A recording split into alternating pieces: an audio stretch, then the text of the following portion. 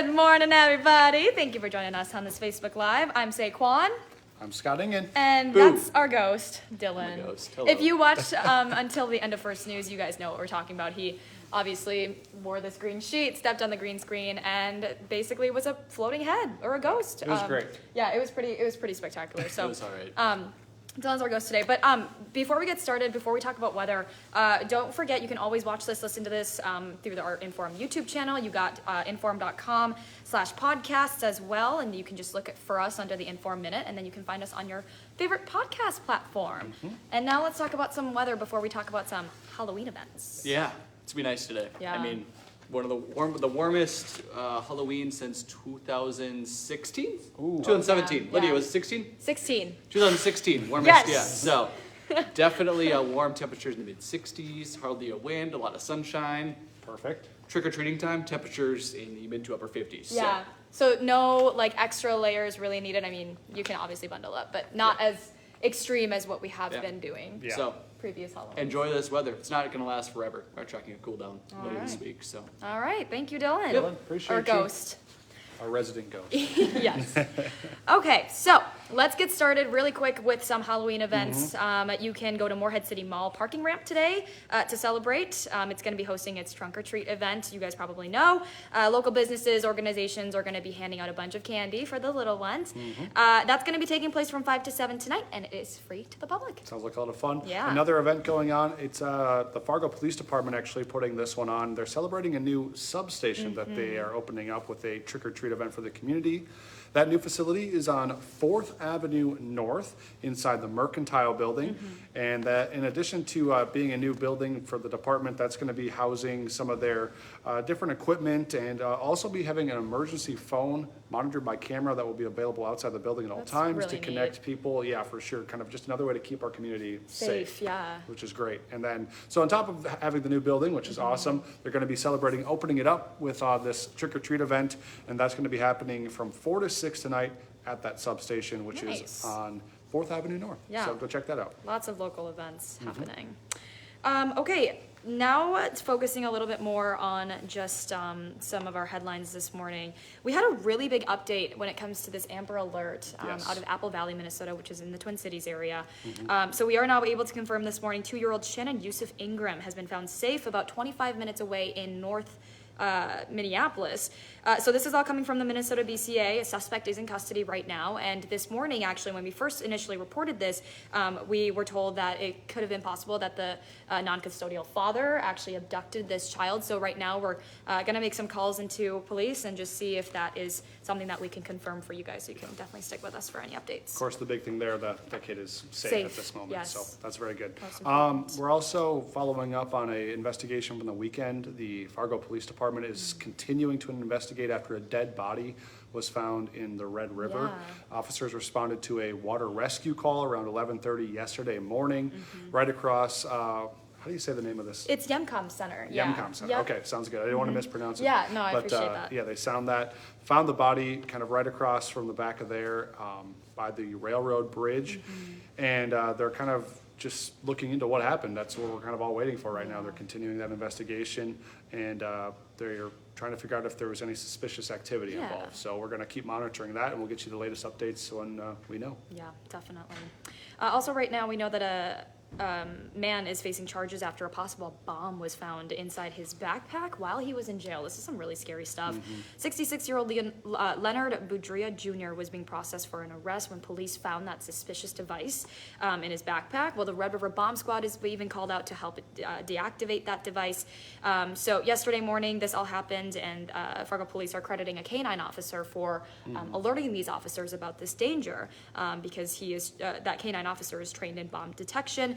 So Boudria Jr. was brought in on an arrest warrant out of Clay County. He's now facing felony possession of an explosive device. Kind of a crazy story. Yeah, could have Glad ended everyone's badly. safe in Yeah. that situation. Okay, Lydia is going right now, so I'm going to show you guys her really quick. I know Scott has a cut in pretty soon here, so we're going to try to make this as quick as we can. Hopefully you guys can see. I really hope. 42 degrees in Devils Lake Yeah, right you can now, see. and 40 in Jamestown, 34 Grand Forks, 33 Fargo, 37 in Detroit Lakes, and 35 in Deep River Falls. It's going to be a beautiful day, getting into the 60s this afternoon, and then of course turning cooler as you head out for trick-or-treating. Sun's sunset around 6:15, completely dark by 6:45. There you go. A nice forecast for your Halloween. Absolutely. Perfect. All right, let's talk about a couple other local stories. I got a follow-up for you this morning on a pair of deadly motorcycle accidents in our region that happened over the weekend. The first happened in the 3500 block of Westrick Drive here in Fargo. 38-year-old Andrew Burt of Byron, Minnesota, was heading east when his motorcycle hit a curb. He was thrown from that bike, and then he died at the scene from his injuries. The other crash happened at the intersection of State Highways 13 and 18 near Windmere. Police say 41-year-old Annalou Lucido was going east and slowed to make a left turn onto Highway 18. When she turned her car, she hit a motorcycle. 53-year-old Troy Green of Breckenridge, Minnesota, was the driver of that motorcycle. He was thrown from the bike. He also died at the scene. Oh, such tragic events here. Also, just switching it up here, we want to let you guys know, especially if you live in Cass County, that early in-person voting does start today for the 2022 election season, of course. So Cass County is starting its early voting period today, and it's going to go until November 4th. Yep. Voting centers open from 10 this morning to 6. And a reminder, you do need a valid ID. So, a government issued ID, current address, date of birth, that stuff all has to be on that ID that you present.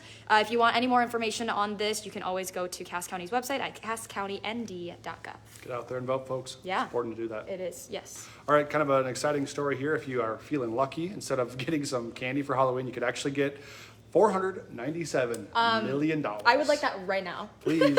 Yes. The Powerball jackpot is now up to that amount, almost $1 billion for the total amount. I think if you take it in like a cash form, it's Right. like half that or so, but Yeah.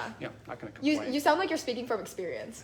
Well, just lofty hope, Like I've done my research. Yeah. This is how much I could win. Yes. Spending the money before you have it, You really calculated this.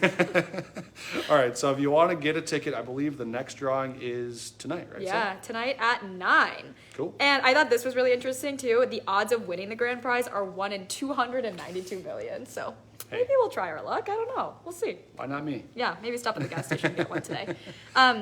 Okay, now a little change of topic here. This is some really, really devastating stuff. A lot of this happened over the weekend. Starting with India, at least 134 people dead, including some children. Dozens more are hurt after a bridge collapse in India.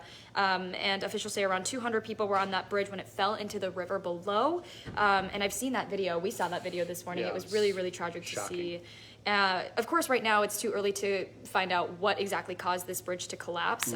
But what's weird is that it was recently renovated. So you would think that something like this would never even happen. Yeah.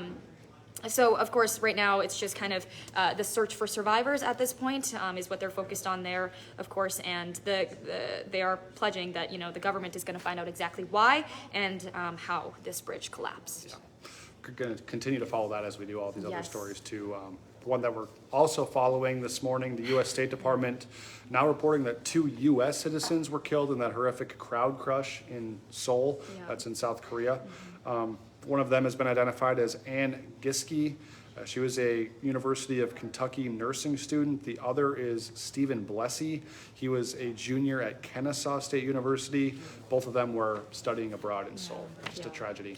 Just so tragic, and just like being from Korea too, and seeing all the images and the videos. I mean, in India, like 130 some people dead, and in Korea, 150 some people dead, and all of this happening in one weekend is just mind-boggling to me. really So, is. really thinking of everyone in India and South Korea.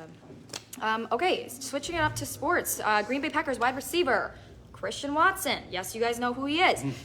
He actually got injured last night. So if you guys obviously know, he was already out, with 2 games with an injury, and he was hurt again in the first quarter last night. He was tackled after a 12-yard reception. So wanted to let you guys know about that as well. He's kind of had an injury plague to start to his NFL Yeah. career, which is too bad because obviously he's I a know. budding prospect, a star up and coming. Gosh, so yeah. wishing him all the best in recovery. Yeah. That's just one of several things that I'm sure Dom is going to be talking about on Hot Mic today. That starts at about 9 o'clock, goes from 9 to 11.